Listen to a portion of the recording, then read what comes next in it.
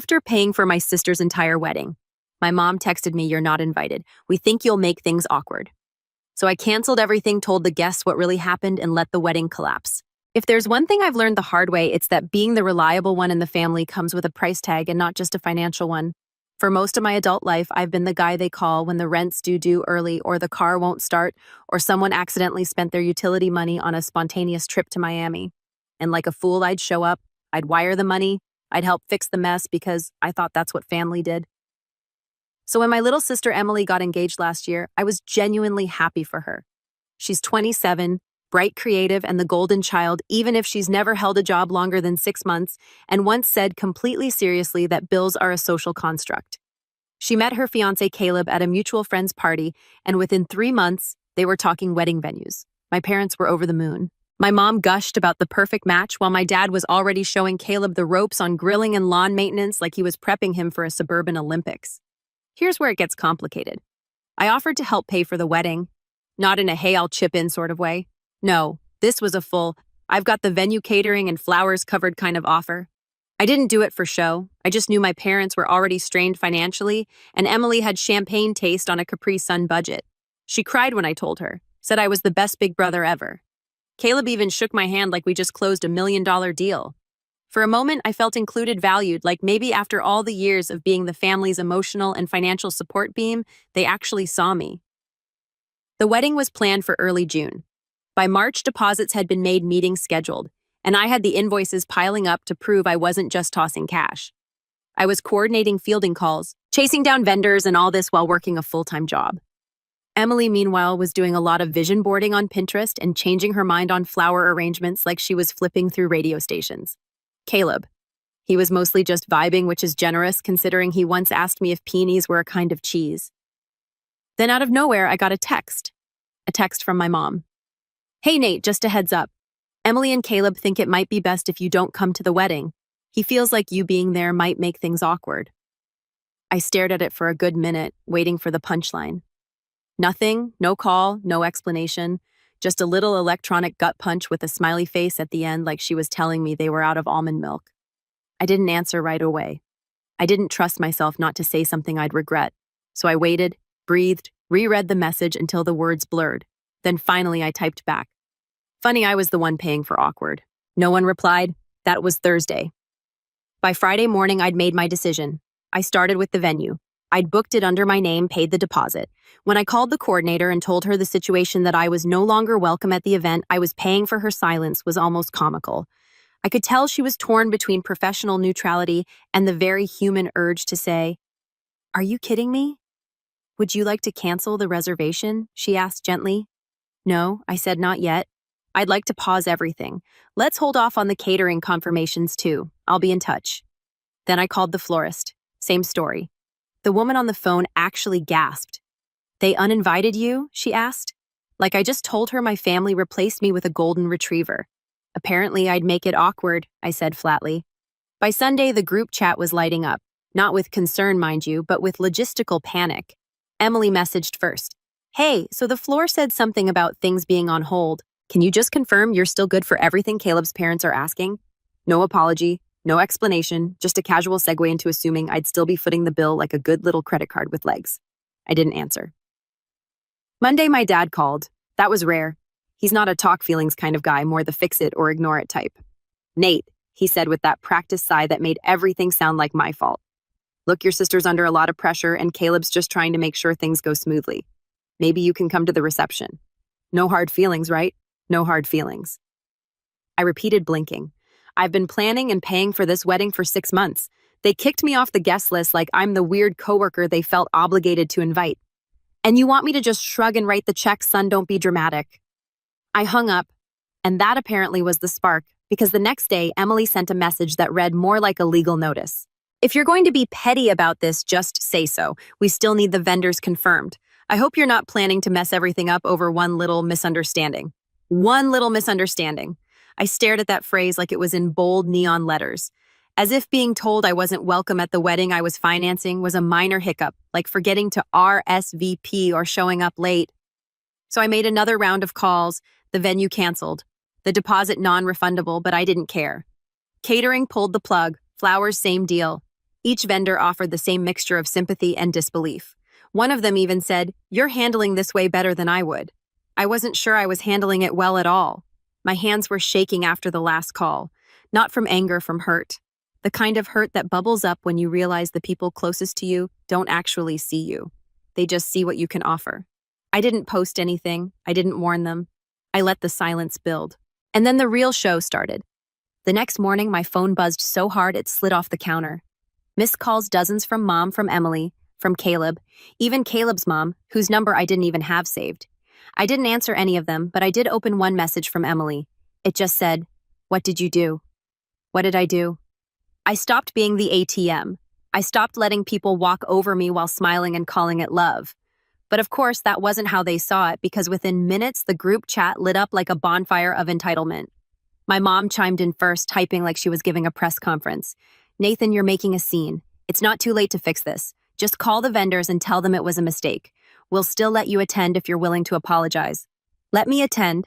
Let me like I was some distant cousin trying to crash the buffet. Then Caleb added, "You're being really immature, man. This is Emily's big day. Not about whatever grudge you're nursing. Be an adult." I could feel the heat rising behind my eyes. Not from rage, but from that quiet sting of betrayal that sits under your skin and pulses like a bruise. A grudge. I opened the message field, typed out a reply, then deleted it. Typed again, deleted again. Nothing felt right, or rather everything felt too generous. So instead, I screenshotted their texts, all of them, and saved them just in case. Then I went for a walk. The thing about betrayal is that it doesn't shout, it whispers. It creeps in slowly, disguising itself as jokes you let slide, jabs you pretend didn't sting, expectations you meet even when they're absurd. And then one day you wake up and realize that somewhere along the way, you stopped being a person to them. You became a resource, a sponsor, background noise. That walk turned into an hour, then two. I sat on a bench near the lake and watched families feed ducks. Kids run around chasing bubbles. Couples bicker softly over sandwich choices. Life moved on calmly and differently. And for once, I let myself be outside the storm. When I got back home, I had a voicemail from my aunt, the one who always took Emily's side because she's just sensitive. "I don't know what's going on, Nate, but whatever it is, you need to fix it. Your mom's in tears. Emily's a wreck, and the whole family's embarrassed. She's your sister. You don't blow up her wedding over feelings." Feelings. The way they said that word like it was a dirty thing. And then came the kicker. The text that made something inside me finally snap. It was from Emily. "I shouldn't have to explain why you'd be a bad fit at the wedding. You've always made things about you. This day is supposed to be about love, not tension. Caleb just wants it to be peaceful. If you ever cared about me, you'd do the right thing." I must have read that line 10 times. If you ever cared about me, as if I hadn't spent years stepping in to cover her mistakes. Picking up the financial slack when she maxed out her cards, letting her crash at my place when she and her parents fought, taking her calls at 3 a.m. when she thought Caleb was cheating. And no, she didn't seem to remember that detail while defending his honor now. So I finally responded. Just 5 words. "Tell Caleb to pay up. No emoji, no punctuation, just that." The silence afterward was delicious, like a moment of calm before the thunder. I imagined the look on her face reading it, the slow dawning horror of what it meant. Because here's what they hadn't thought through. Everything was in my name. The venue, the food, the flowers, the DJ, even the backup photographer they wanted just in case. They'd let me run the logistics so they could focus on colors and hashtags. And now they were holding a wedding with no location, no meal, no music, and no centerpieces. But the best part, they'd already printed the invitations, sent out the RSVPs, bragged to everyone about how elegant and Pinterest-worthy the whole thing was going to be. And now, with 2 weeks to go, they were scrambling. Over the next few days, I got messages from people I hadn't heard from in years. Cousins, distant relatives, a couple of Emily's friends who used to flirt with me in college before I became just Nate. They all had the same angle, some variation of, "Hey man, what's going on? Heard there's drama. You okay?" Followed by, it is kind of a big deal, the wedding and all. Think you'll come around?" I didn't reply. Instead, I sat back and watched the digital dominoes fall. Then came the call I've been waiting for from my mother. Not a text, not a voicemail, a full, unfiltered call. Her voice was tight, brittle, like glass about to shatter. "Nathan, I don't know what kind of point you think you're making, but this is not how family treats each other." I said nothing. "Let the silence stretch. You're humiliating us." Emily's beside herself. "Do you want her to have a breakdown right before the happiest day of her life?" Still silent. Nathan, say something. I finally exhaled. You told me I wasn't invited. That was a misunderstanding. Caleb was. You agreed with him. I didn't think you'd take it so personally. And that was it. That line, that one line, like I was the unreasonable one for not smiling while they erased me from my own generosity. I hung up. 5 minutes later, Caleb tried calling. I didn't answer.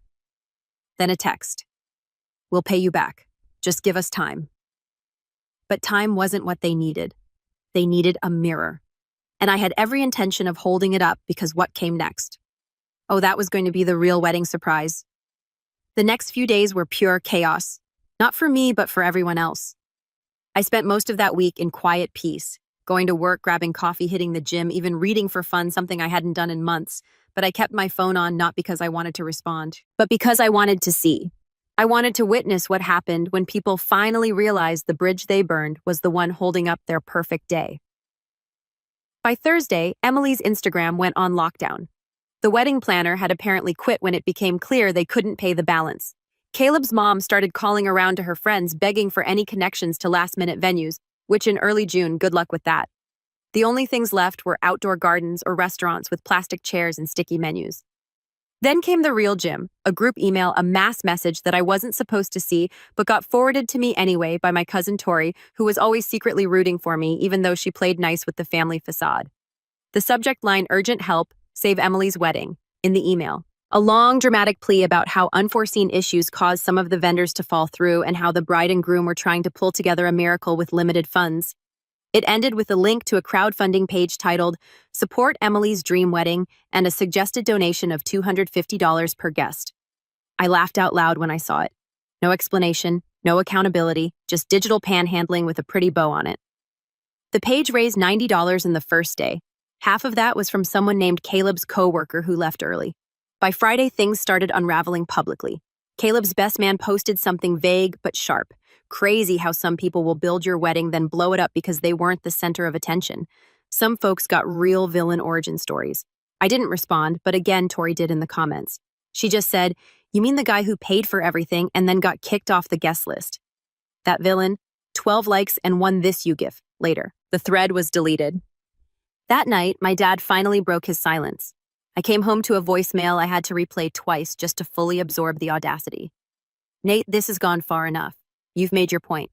Okay, we get it. But you're punishing everyone, not just Emily. Think about the family. Think about what you're doing to your mother." That line hit me harder than it should have. What you're doing to your mother.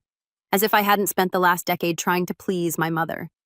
As if I hadn't been the one silently fixing things while she praised Emily for every minor adulting task like it was Nobel Prize material. I sat on the edge of my bed listening to that message on repeat. I wanted to scream. Instead, I pulled up the saved screenshots of all the texts, the ones where they told me not to come, where they accused me of being immature, selfish, dramatic, and then I drafted an email not to them, to everyone else. Every guest invited to the wedding. Tori helped me compile the list. She had access to the invite. Emily had bragged about using her as a planning assistant before she got cut out of the final decisions. I spent half the night writing, rewriting, and then finally hit send around 2 a.m. It wasn't angry. It wasn't vengeful. It was just honest. Subject line: Why I won't be at Emily's wedding. The body of the email was straightforward. I explained that I had funded the majority of the event as a gift, only to be told I was no longer welcome because I might make things awkward. I detailed how I had quietly withdrawn my support, not out of spite, but out of self-respect. I made it clear I wasn't asking for sympathy, just clarity. And then I closed it with a single sentence. I hope the wedding goes beautifully and that next time people remember who was really standing behind the curtain making the show happen. I didn't expect much. Maybe a few polite responses, maybe some unsubscribes, but by noon the next day, my inbox looked like a live chat room. 37 replies, most of them supportive, a few apologetic, some shocked. 2 guests said they'd be skipping the wedding entirely. One guy, Caleb's cousin, apparently said he wished he'd had the guts to do what I did when his sister pulled something similar years ago. But the best part, someone forwarded me Emily's reply email. She blasted me, said I was vindictive, bitter, and emotionally manipulative, claimed I was always jealous of her happiness, and that I waited for the perfect moment to ruin her life. She accused me of turning the family against her for attention and ended the email with, "You've made sure no one will forget you." I hope you're proud. I didn't reply. I didn't need to because less than 24 hours later, Emily's wedding day arrived and so did something else. Something she never saw coming. Emily's wedding day dawned warm and cloudless. Picture perfect, at least from the outside. A few of her friends still posted filtered stories early that morning. Group selfies and pastel robes, champagne flutes in hand.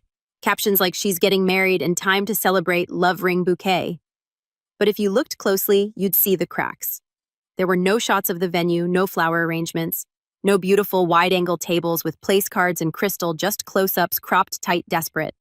By 10 a.m., the ceremony location had shifted to a public park on the outskirts of town, the only place they could book with less than 48 hours' notice.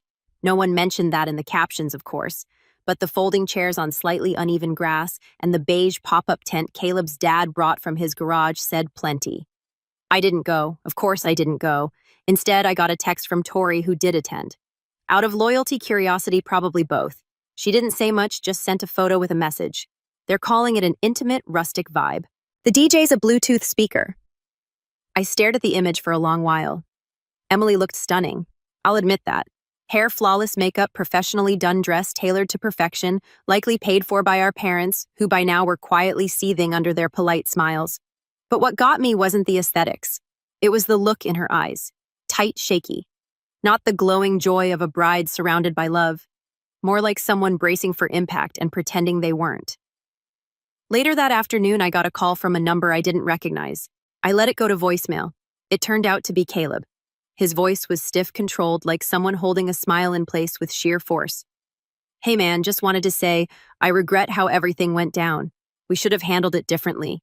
I think maybe we let some stuff get in our heads that shouldn't have, but just wanted to say no hard feelings. Hope we can, move past it." I didn't return the call because the truth was I had already moved past it. I spent that evening with a couple of friends grilling on the patio, sipping a cold beer and laughing about something so dumb I don't even remember what it was. What I do remember is how peaceful it felt, how different it was from every family gathering I'd ever attended. No tension, no forced smiles, no waiting for someone to make a snide comment and someone else to pretend they didn't hear it. Just silence where the noise used to be. But the fallout from that wedding lasted long after the cake had been cut, or rather the cupcakes they picked up last minute from a grocery store after the baker canceled on them for non-payment. 2 days later, my mom showed up at my apartment. I didn't open the door. She knocked for almost 10 minutes. "Nathan, I know you're home. Please, let's talk." Eventually, she gave up and left a note in the mailbox. Folded paper, no envelope, just 6 words scribbled in her familiar cursive. This isn't what family does. I almost laughed because that's exactly what family does. Our family anyway. They push and pull and take in guilt. And when you finally say enough, they act like you're the problem. The next week, I got a call from my father. His voice was harder now. "No more fake diplomacy. You embarrassed your sister. You embarrassed us. You think this was revenge." "That's not strength, Nathan. That's spite." He didn't wait for a reply, just hung up. But the thing is, it wasn't spite. If I'd wanted to be cruel, I could have made it much worse. I could have canceled everything the morning of, left them high and dry mid-setup. I could have posted screenshots of the texts, aired their hypocrisy publicly, but I didn't. I gave them weeks of warning. They just never thought the hammer would actually fall. In their minds, I was the one who didn't show up. But really, I'd been showing up for years, cleaning their messes, swallowing my pride, pretending it didn't hurt when they laughed at me, dismissed me, took me for granted. The only thing I didn't show up for was the final act of a show they'd built on my back. And the funny part, that decision sparked a domino effect they never saw coming. A month after the wedding, I got a message from my uncle, my mom's brother. We weren't particularly close, but we'd always been on good terms. His message was short. "Hey, heard what happened. Just wanted to say you were right. That took guts. Hope you're doing well." Then a week after that, my cousin Jules messaged me out of the blue. She hadn't spoken to Emily in years. Some old falling out over a bridesmaid snub, but apparently she'd seen the group email and forwarded it to a few others. Word got around, and slowly a few extended family members began to reach out. Not all at once, not dramatically, but quietly, respectfully, like they were testing the water. It wasn't validation I needed. It wasn't some long-awaited parade of apologies, but it was a reminder I wasn't crazy. And more importantly, I wasn't alone. As for Emily and Caleb, they went on a mini-moon to a lakeside cabin that looked suspiciously like his cousin's Airbnb listing. Photos were sparse, captions more muted. No grand. Thank you to our wonderful family posts. No montage videos, just a few awkward selfies, and a short post from Emily that read, "Not everything goes according to plan." But at the end of the day, love is all you need to hearts.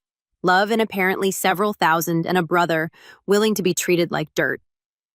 By the end of the summer, I'd quietly distanced myself from the rest of the family. No more weekend visits, no more birthday gifts. I pulled myself off the emergency contact list for my mom's prescriptions. I shut down the shared Netflix account when my sister tried to tag me in an old throwback photo with the caption, "At least we used to get a long, pensive face." I blocked her completely, and it was like a weight lifted off my chest because I finally understood that you don't owe anyone a seat at your table just because you were born in the same house. Blood isn't a debt, kindness isn't a contract, and loyalty isn't slavery. They wanted to erase me from the picture, but they forgot I was the one holding the camera. And when I walked away, the whole thing went out of focus. So yeah, I didn't attend the wedding, but in the end, I didn't miss a thing.